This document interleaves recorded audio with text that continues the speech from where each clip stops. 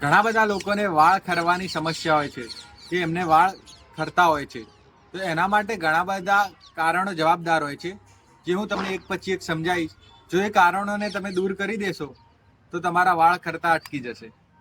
સૌથી પહેલું કારણ છે ડેન્ડ્રફ, એટલે માથાની અંદર ખોડો હોય તો એના કારણે પણ વાળ ખરતા હોય છે.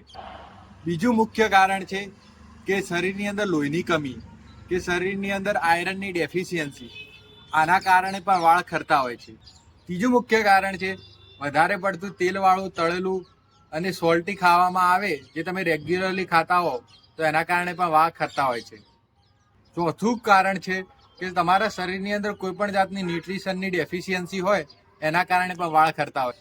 પાંચમું કારણ છે કે તમારા શરીરની અંદર જે થાઇરોઇડ ગ્રંથિ હોય એના ઇમ્બેલેન્સના કારણે, કે થાઇરોઇડ વધી ગયો હોય, T3, T4 કે TSH ના વધતા ઘટતા પ્રમાણના કારણે પણ વાળ ખરતા હોય છે. છઠ્ઠું કારણ છે અનિદ્રા, એટલે કે તમારા શરીરને પૂરતા પ્રમાણમાં ઊંઘ નથી મળતી, તો એના કારણે પણ વાળ ખરી શકે છે. સાતમું કારણ છે જે ફક્ત મહિલાઓ માટે છે, જેમને માસિક વધારે આવતું હોય કે માસિક ઓછું આવતું હોય કે અનિયમિત માસિક આવતું હોય, એના કારણે પણ એમને હેરફોલની સમસ્યા થઈ શકે છે. આઠમું કારણ છે ચિંતા અને એન્ઝાયટી, એટલે કે કોઈ પણ જાતની ચિંતા હોય એના કારણે પણ વાળ ખરી શકે છે.